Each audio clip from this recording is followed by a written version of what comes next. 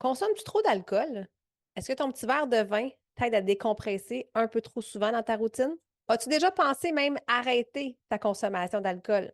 Eh bien, aujourd'hui, je reçois Julie Bloom, qui est une de mes clientes et qui a décidé, il y a quelques années, d'arrêter complètement sa consommation d'alcool.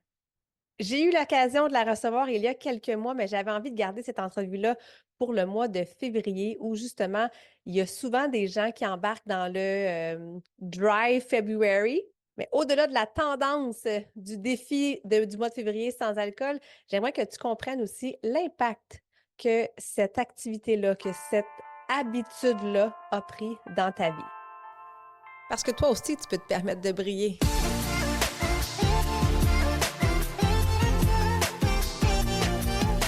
Si tu es une femme occupée qui cherche à te remettre en forme, à retrouver la motivation ou si tu souhaites garder tes bonnes habitudes longtemps et vivre pleinement, Shine avec ME sera le podcast pour répondre à tes besoins. Avec mon podcast, je souhaite te transmettre ma passion pour l'entraînement avec mon style de vie et j'ai envie de t'inspirer à prendre soin de ton mind, body and soul chaque jour pour shiner comme jamais. Mon nom est Marie-Ève Tétrault, je suis ta coach fitness. Merci d'être là et bonne écoute. Salut à toi, belle femme occupée et en santé. J'espère que tu brilles aujourd'hui. J'ai la chance d'être avec une super invitée, Julie Bloom. Salut Julie. Salut, salut. Tellement heureuse de te retrouver ici sur le podcast. Alors, Julie, tu es une coach exécutive et dans ta pratique privée, tu accompagnes des femmes qui vivent différents enjeux dans différentes sphères de leur vie qui sont souvent simultanés. Alors, tu sais, que ce soit dans leur travail, leur relation, leur santé ou même leur dépendance. Et tu aides vraiment ces femmes-là à former une nouvelle vision puis à créer réellement une vie à laquelle elles aspirent.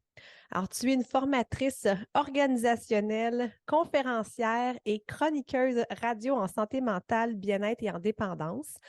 Ta mission, c'est vraiment de prévenir la souffrance et d'aider les gens à vivre mieux, en équilibre et en maximisant leur énergie. Alors, c'est pour ça, je pense que nos deux énergies se rencontrent très bien. Et tu as la chance de travailler à l'international en français, en anglais et en espagnol. Alors, c'est vraiment un grand bonheur de t'avoir avec moi aujourd'hui. Merci d'avoir accepté l'invitation. Oh, merci. Grand plaisir d'être ici avec toi. Puis t'es rayonnante, lumineuse, égale à toi-même. Ah, merci, t'es fine. On veut shiner, hein? C'est ça le but c'est la mission ultime du podcast. Donc, aujourd'hui, on va parler d'un sujet un peu tabou, un sujet qu'on ne parle pas assez souvent, je trouve, à mon goût. On va parler des dépendances, mais surtout de la dépendance à l'alcool. Euh, Tu sais, toi, tu es quelqu'un qui est sobre depuis plusieurs années. Moi, je suis vraiment pas là. Et là, je me mets à nu devant vous. Depuis les dernières années, avec la pandémie, on dirait qu'il y a eu quelque chose, un petit accroche-pied dans le petit verre de vin. Hein, le petit verre de vin le soir, le petit verre de vin qui devient, un deuxième verre de vin, le deuxième verre de vin qui devient parfois une bouteille complète. Et je trouve que c'est difficile d'arrêter d'être dans d'être dans ces habitudes-là, hein, cette mauvaise habitude-là, veux pas de consommer de l'alcool sur une base régulière. Je suis moi-même une sportive, je suis une maman occupée, je suis entrepreneur. On dirait que mon petit verre de vin, c'est devenu une genre de récompense pour mes grosses journées de travail. Mais comme les grosses journées de travail sont quasiment tous les jours, ben ça donne envie de prendre un petit verre de vin à tous les jours. Alors, Julie, merci d'avoir accepté de parler de ce sujet-là, puis surtout de nous ouvrir sur ton histoire à toi. Dis-nous justement, d'où c'est parti, là, cette idée-là d'arrêter de consommer de l'alcool. Parfait. Tu sais, on se parlait un peu avant le podcast de la culture. La culture dans laquelle on a grandi où plaisir, fun est associé à l'alcool. Fait que ça, c'est important de le nommer parce que on est endoctriné depuis qu'on est jeune, qu'on a l'âge de pouvoir boire de l'alcool. Qu'est-ce qu'on va faire? On va boire. Fait qu'on a associé ça au moment heureux. Fait que ça fait vraiment partie de notre culture. Fait que déjà, ça, je pense que c'est important de le nommer. Puis, côté santé, mon expérience à moi, c'est qu'il y a quelques années, j'ai souffert de stress post-traumatique. Il est arrivé des événements dangereux. J'étais enseignante au niveau collégial, puis il y a eu, c'est ça, des événements dangereux dans mon milieu de travail qui ont fait que j'ai souffert de stress post-traumatique. Puis, j'ai été malade, très malade physiquement, mais aussi psychologiquement. Puis, je te dirais que moi, ma consommation d'alcool, je suis maman d'une fille de 13 ans. À ce moment-là, ma fille avait peut-être 6, 7 ans. Fait que ça faisait plusieurs années que je roulais à boire, quand même de façon soutenue. Fait que j'étais rendue que je buvais chaque jour. Puis je buvais comme toi, là, ça ressemblait à un verre qui notre intention est toujours un verre, Oui, qui en c'est ça. devenait 2, parfois 3. Puis ce que ça avait comme répercussion, hem, pour moi, c'est que ça me mettait comme un petit nuage noir. Fait que côté humeur, ça m'affectait. La nuit, souvent, ça faisait que j'avais tu sais, je me réveillais un petit peu à 3 heures du matin, ça me donnait chaud, tu sais, vraiment classique. Ça affectait ma patience. Puis, tu sais, puis je vois ça beaucoup avec mes clientes. Moi, ce que je trouve là, ça affecte beaucoup au niveau de l'énergie, du niveau d'énergie. Tu sais, le matin, quand tu as bu la veille, peu importe si c'est un peu, chaque matin n'est pas un bon matin. Les probabilités même sont plutôt faibles que ce soit un bon matin. Puis ce que j'ai réalisé aussi au fil du temps avec mes clientes, c'est que ça affecte l'énergie, mais aussi la créativité, Mmh. l'habileté de trouver des solutions. Fait qu'on reste souvent dans une espèce de statu quo où on veut pas, on voudrait changer notre vie, on voudrait faire des changements, mais boire, quelques verres le soir, ben, souvent, je sais pas toi, là, mais la différence, juste de dire: «Une fois que j'avais consommé de l'alcool», je suis quelqu'un de sensible aussi, fait que penser, par exemple, faire la vaisselle après avoir bu de l'alcool ou la léthargie, là, j'étais plus du type à me liquéfier dans le sofa, right? Oui. Puis, fait que moi, c'est ça, ça m'affectait de cette façon-là. Est-ce que j'étais, étendue dans une flaque de vomi de Jack Daniel's? Pas du tout. J'étais ce qu'on appelle une buveuse de zone grise. Puis tu sais quoi? Je sais pas si je t'en avais parlé, j'ai reçu la sobriété en cadeau. Mmh. J'ai reçu la sobriété en cadeau par le biais de la maladie. Fait que quand j'ai été, je ping-pong un peu là, mais quand j'ai commencé à souffrir de stress post-traumatique, j'étais aussi en épuisement. Fait que le corps me lâchait au complet. J'arrêtais pas d'être malade, mon système immunitaire très bas. Je me suis cassé des os, mais ce qu'il y a eu de plus grand, c'est que j'ai commencé à souffrir de vertiges sévères. Puis ça, côté santé, tu sais, des BFF, là, des meilleurs amis, stress, fatigue, vertige, c'est associé. Je sais Mmh. maintenant aussi que les vertiges, il y a une corrélation aussi avec la préménopause, mais fait qu'avec les vertiges, je pouvais plus boire d'alcool parce que déjà j'étais tellement étourdie, fait que même la caféine, le sucre, ça fonctionnait pas. Fait que j'ai dû arrêter de boire. Puis j'ai fait le choix de jamais recommencer. Je me souviens la première année, je considérais, heu, recommencer, puis même je me souviens d'être, à la maison d'une amie, un 22 décembre pour notre fête annuelle de Noël, puis j'avais presque flanché pour une coupe de champagne. Puis ça, je pense que, tu sais, on en reparlera tantôt, dire non, c'est pas facile. De Mmh. se sentir un peu marginal, c'est pas facile non plus. Mais je te dirais qu'au fur et à mesure, une fois que j'ai arrêté, les bienfaits se sont fait sentir quand même rapidement. Puis juste pour vous donner un ordre d'idée, là, habituellement, les personnes qui sont des buveurs soutenus, ben 2 statistiques que je te partage. On va rester dans un mal-être, une insatisfaction de notre consommation, en général 6 ans avant de faire quelque chose pour la changer. Fait Wow! qu'il y a beaucoup d'années de souffrance. Hey, Ça, 6 c'est ans, c'est tu sais, en même temps, 6 6 ans. ans, ça passe super vite. mais c'est quand même un 6 ans de notre vie où tu l'as dit, là, c'est un mal-être, où on n'est pas à l'aise là-dedans, puis Mm. qu'on n'ose pas faire des changements. Puis ça veut dire, puis ça, c'est une statistique, donc ça veut dire qu'il y a des gens qui le font beaucoup plus tard, il y en a qui vont le faire plus tôt, mais Mhm. en tout cas, j'espère que ce podcast-là va peut-être pouvoir justement éveiller des gens qui pourront passer à l'action justement pour se sentir mieux au jour le jour, hein. Oui, c'est ça. Puis, tu sais, les buveurs de zone grise, ben, c'est jamais si dramatique. Fait que souvent, on se dit, euh, ben, demain, je boirai pas. Puis là, 5 heures arrivent, on a oublié même. Là, la bébite de la dépendance, là, c'est fort dans le cerveau. Fait qu'on restait, puis j'ai tellement été, comme tout le monde, une personne qui voudrait pouvoir modérer. Tu sais, il y en a des personnes qui sont capables de boire une petite coupe de vin un soir, ils ferment la bouteille. C'est pas moi. J'ai essayé longtemps, j'ai essayé plusieurs fois de me convaincre, mais à un moment donné, la folie, c'est de répéter toujours la même chose puis d'espérer un résultat différent. Différent, Je oui. n'avais pas un résultat différent. Puis ça faisait longtemps que je voulais ça.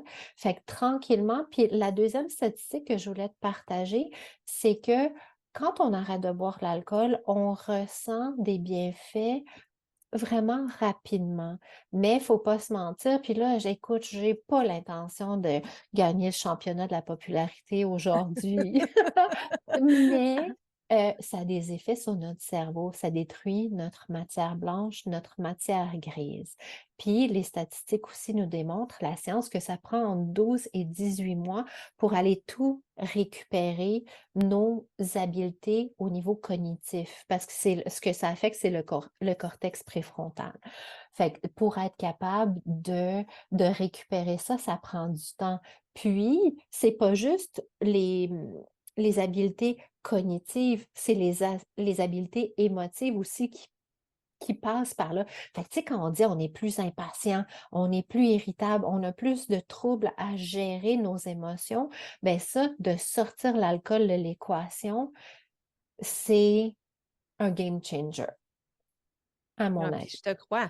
Parce que, tu l'as bien dit, c'est socialement acceptable de prendre un verre, de prendre des shooters dans un party, de prendre une bière après le travail, l'été sur le bord de la piscine, un petit drink, on va en vacances, qu'est-ce qu'on fait? On boit des pina coladas. Donc, c'est vraiment accepté par tout le monde de prendre un verre. Puis, prendre un verre, comme tu as mentionné, c'est pas nécessairement de caler une bouteille de scotch à tous les soirs, mais c'est de prendre de l'alcool sur une base régulière, puis 90% des gens, peut-être, j'ai aucune statistique, là, mais je pense qu'il y a énormément de gens, puis surtout depuis les dernières années, on a tellement été enfermés à la maison en ne pouvant quasiment faire rien d'autre que ça.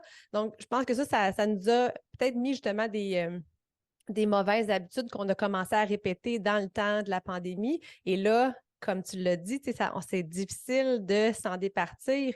Puis, tu as parlé justement des parties, apprendre à dire non. C'est pas facile, là. Donc, j'aimerais ça que tu nous donnes des trucs. Toi, comment ça s'est passé? Parce que là, comme n'importe quoi, je pense que c'est un muscle, hein, qui, plus tu le fais, plus ça devient facile. Mais comment te passer justement de la fille qui commence à dire non à l'alcool à aujourd'hui où tu te sens bien en confiance dans ta vie, là?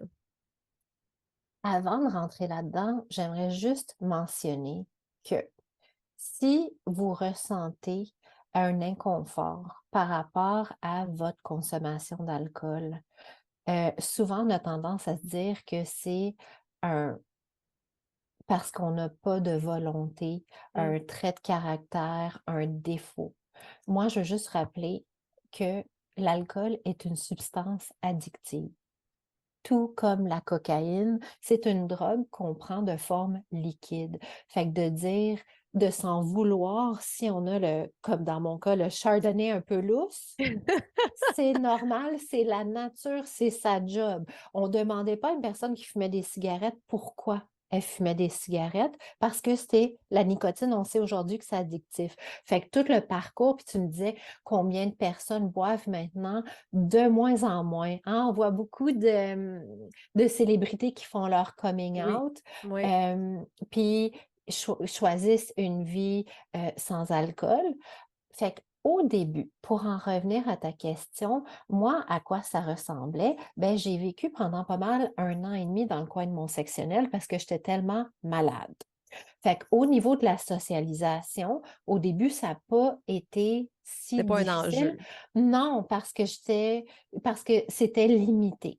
Par contre, quand j'ai commencé à sortir, l'impression qu'on a là, c'est comme si on est sur une scène là, puis on a un spotlight sur nous, que tout le monde le voit, tout Ouais. le monde va nous poser des questions, puis C'est qu'on comme: est «Hein? vraiment Tu prends pas d'alcool? étrange. T'es-tu enceinte?» Ça, c'est la Oui, oui, question typique, ou hein?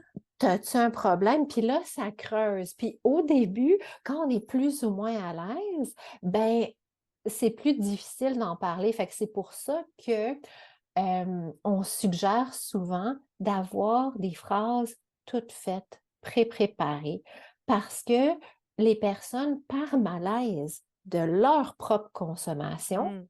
souvent: «Tu bois pas?» Non, je bois pas d'alcool. Là, ils vont rentrer dans un déferlement de raisons pourquoi ils boivent, quand est-ce qu'ils boivent, puis c'est comme ça rend presque mal à l'aise. C'est comme: «Tu pas besoin de te justifier à moi. Moi, je bois pas, toi, tu fais ce que tu veux». Fait que ça, c'est franchement cocasse. Fait que d'être capable de dire: «Non, je bois pas». Puis tu sais, c'est comme demander à quelqu'un: «Quand est-ce que tu vas avoir des enfants?» Il y a Mmh. plein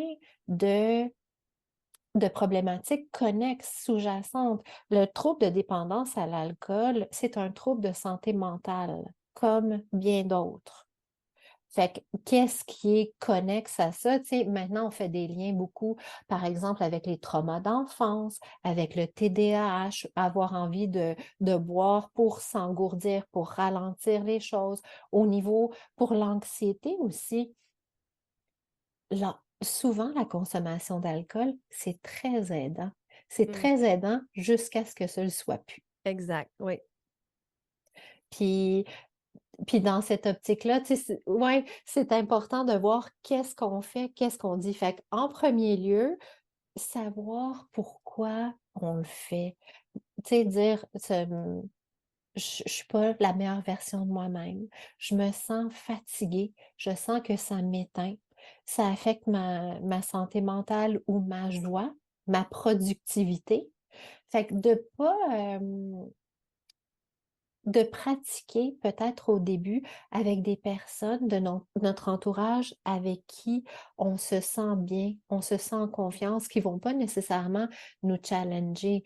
Parce que oui, ça m'est arrivé par des personnes qui travaillaient dans des bars, par des personnes qui sont proches de moi.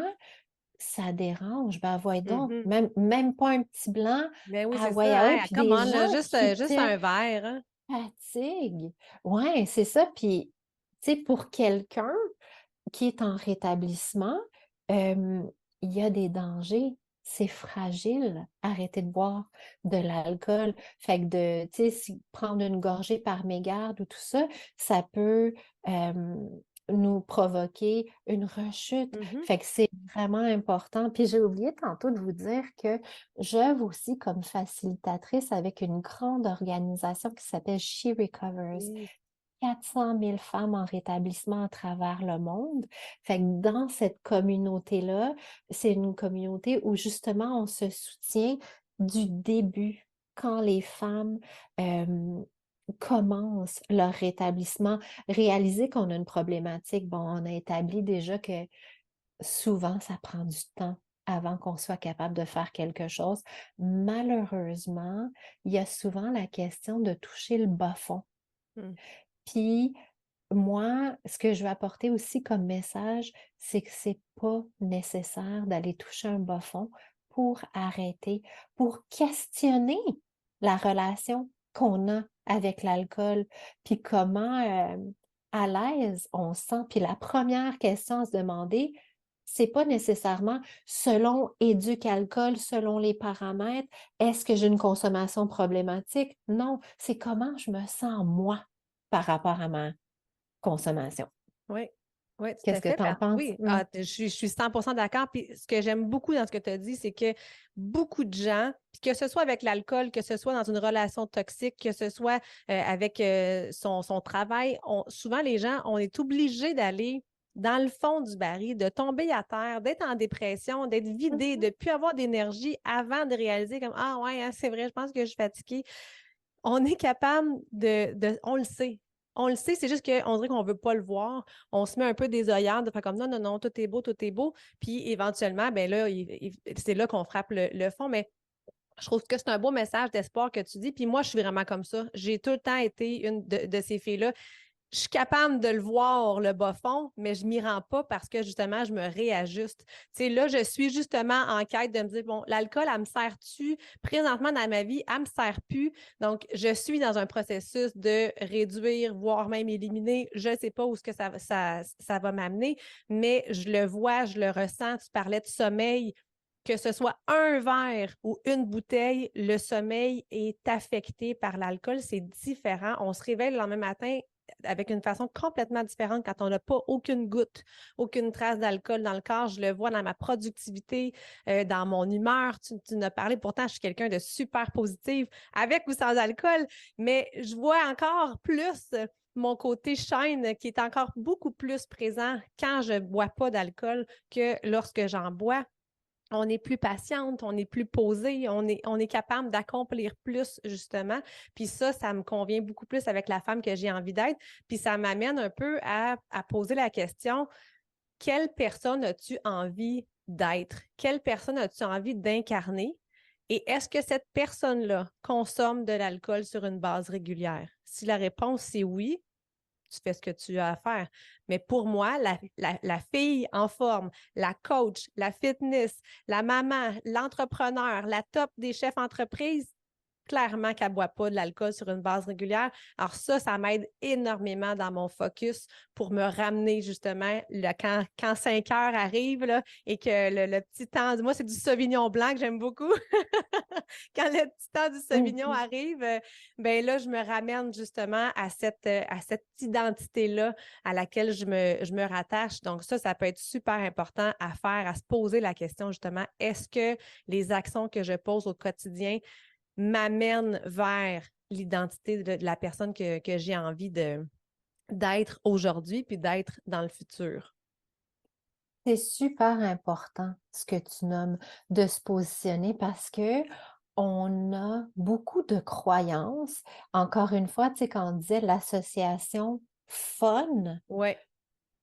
plaisir égale alcool. Fait que de les séparer, puis je suis la première, je te dis, quand je buvais de l'alcool que j'avais mon époque de chardonnay lousse, euh, quelqu'un autour de moi qui ne buvait pas, c'était un mot à dix plate, puis c'était Mm. quelqu'un de franchement douteux.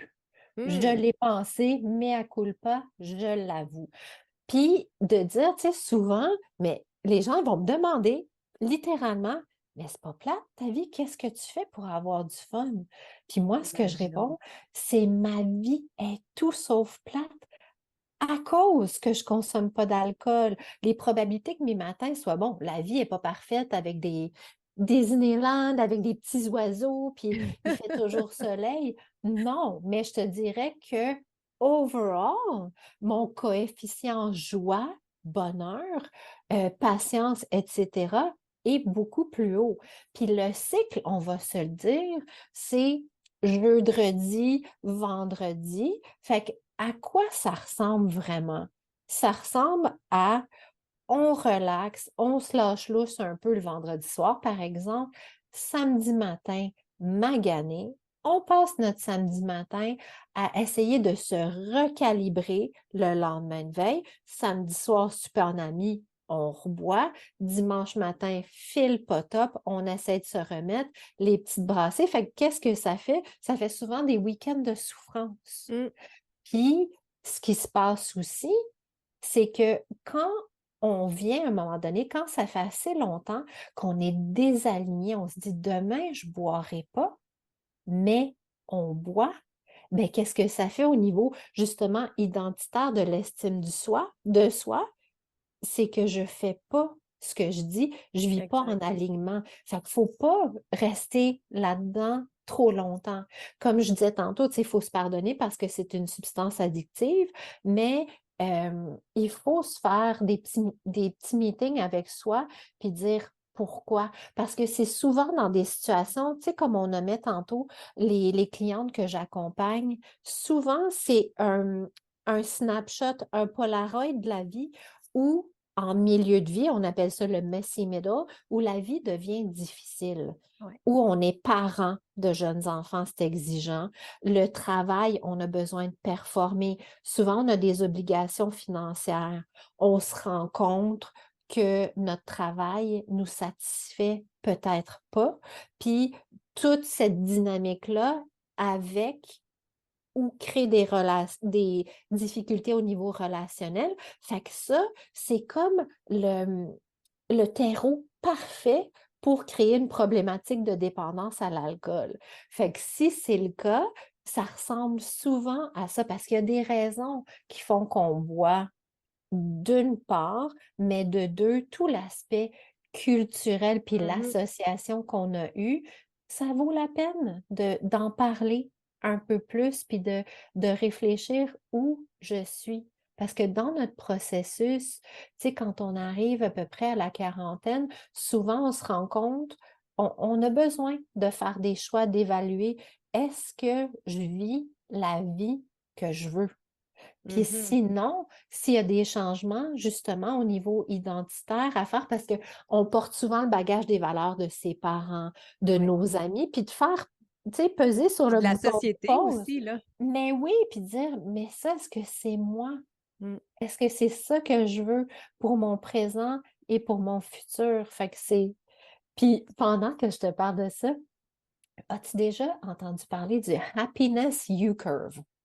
Non, ça me dit absolument rien. Il y a une courbe du bonheur, de notre perception du bonheur, qui ça fait vraiment un U, puis au plus bas de notre perception du bonheur, c'est quand on a entre 47 et 49 ans. Fait qu'il y a vraiment un déclin à partir de la vingtaine qui remonte. Hem, puis souvent, ça parle parce que la pente descendante est souvent début quarantaine. Mhm. Il y a beaucoup de choses à aller régler. On les pense, hem, partiellement, temporairement avec l'alcool, mais à un moment donné, il y a autre chose il y a d'autres réflexions à avoir puis des changements à faire. Mm. Ouais, c'est. Puis euh, ça revient un peu à faire des bilans de vie. Puis ça, je trouve ça super important. Puis moi, c'est des choses que je fais faire à mes coachés aussi, une à deux fois, voire même trois fois dans l'année. Je trouve ça super important de prendre une photo, hein, prendre un portrait tu sais, une photo physique, oui, mais un portrait de globalement la personne qu'on est, la personne qu'on a envie de devenir, puis de mettre des actions concrètes justement qui vont faire en sorte qu'on est capable d'avancer vers cette personne-là. Est-ce que c'est toujours parfait puis on arrive en ligne droite? Jamais. Des fois, on fait des petits détours, des fois, hop, on recule un petit peu, on avance, mais de tendre vers cette personne-là un pas à la fois, c'est vraiment la meilleure recette du succès. Mais c'est important de les faire, ces bilans-là, puis c'est confrontant de les faire. Donc, je comprends qu'il y a plein de gens qui les effacent, qui les effacent, qui les effacent, mais on passe tout par là.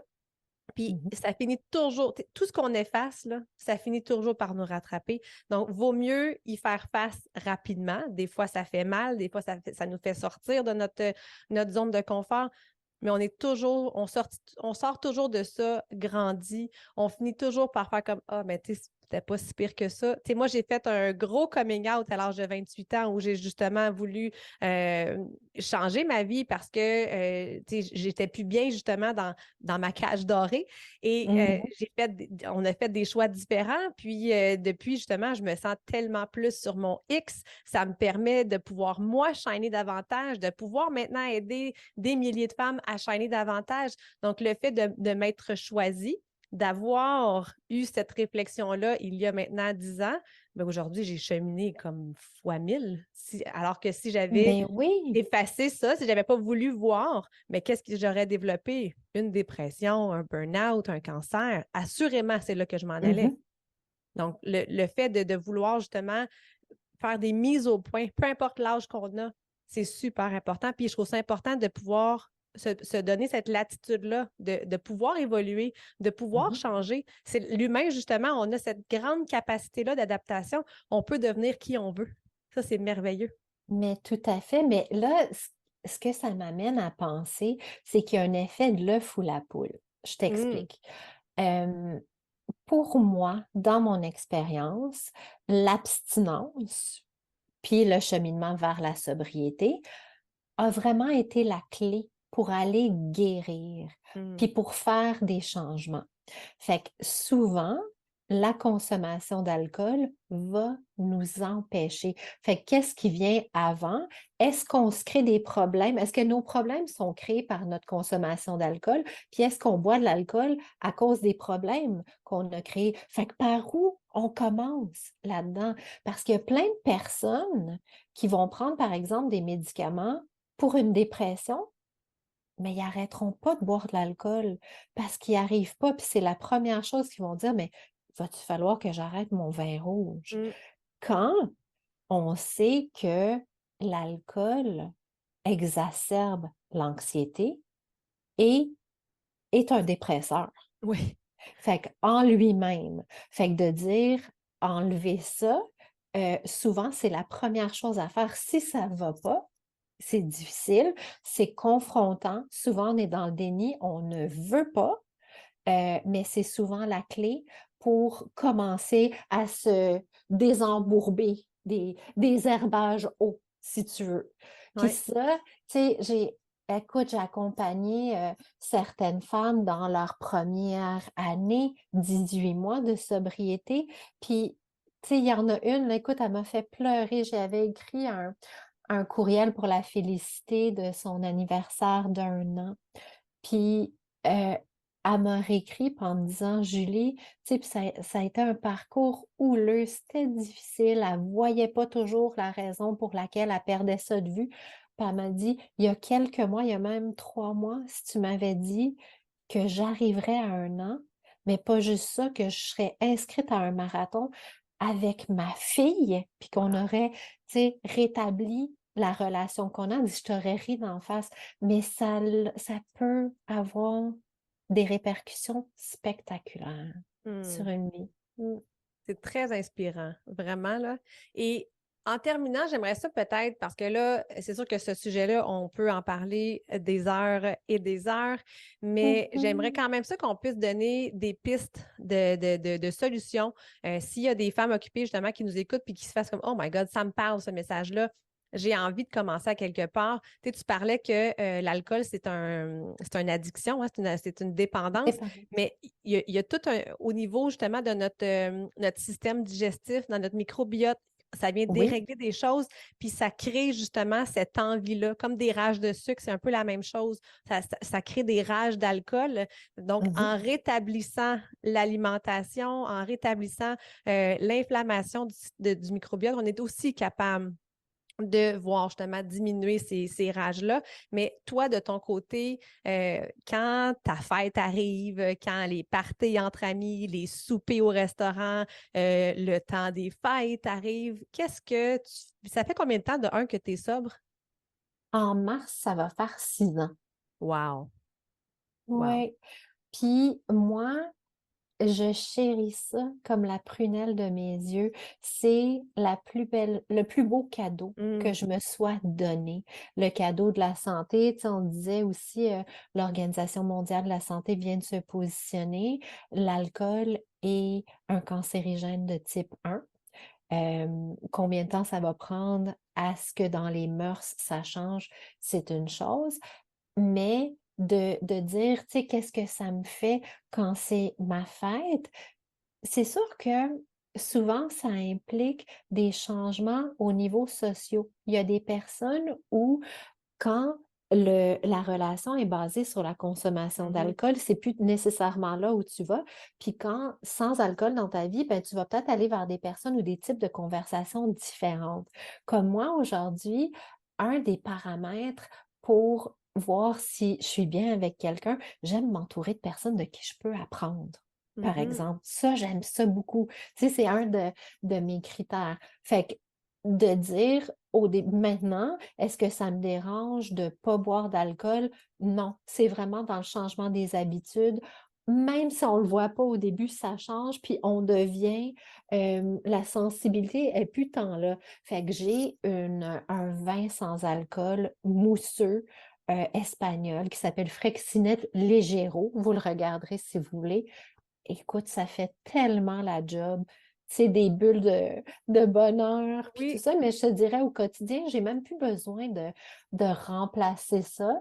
Puis avec le temps, c'est de se donner le temps pour l'apprivoiser, puis de s'entourer de personnes. Si vous êtes curieux, allez commencer à lire sur la dépendance à l'alcool, sur les effets sur le cerveau. Il y a des groupes aussi maintenant de plus en plus, la balado, podcast Grain d'espoir avec Marie-Pierre Morin, puis oui, Angelo Rubino. oui. Écoute, c'est du bonbon. Fait que d'aller écouter ça, puis si justement vous avez l'appel d'aller regarder un peu, moi, ce que je veux vous dire, c'est qu'aujourd'hui, il y a une panoplie de façons d'être accompagné, puis d'aller changer cette relation trouble-là.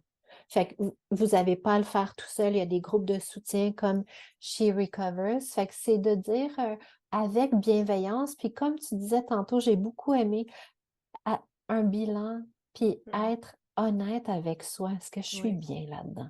Mhm. Ouais, de faire ce bilan-là. En tout cas, moi, je t'invite fortement à te poser cette question-là suite à l'écoute de ce podcast-là. Est-ce que tu es bien avec la relation que tu as présentement avec l'alcool? Si la réponse est oui, on n'est aucunement dans le jugement. Tu en fais ce que tu as envie et c'est parfait comme ça. Mais si la réponse est non, je t'invite réellement à aller chercher du soutien, à joindre même mon groupe Facebook, parce que non, je ne suis pas un groupe Facebook de sobriété, mais on est quand même des femmes positives qui veulent justement améliorer leur santé, qui veulent améliorer leur alimentation, qui veulent bouger plus, qui veulent être plus positives, plus de bonne humeur, plus heureuses.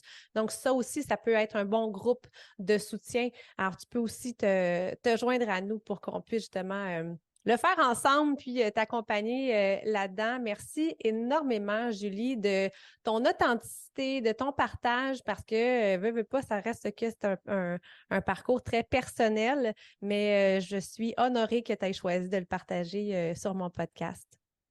Avec grand plaisir. Puis si jamais il y a des questions, n'hésitez pas à m'écrire. Probablement, Marie-Ève, tu as partagé Oui. mes coordonnées. Puis si tu veux qu'on s'en reparle, tu sais, d'une thématique spécifique en lien avec la dépendance, ça va me faire plaisir. Bien, absolument. Je te réinviterai avec grand plaisir. Alors, merci à toi d'avoir été là et nous, on se retrouve sur un prochain podcast. Merci.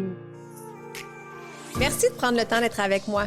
J'espère que l'épisode t'a plu et si c'est le cas, je t'invite à la partager, mais surtout, abonne-toi pour ne rien manquer.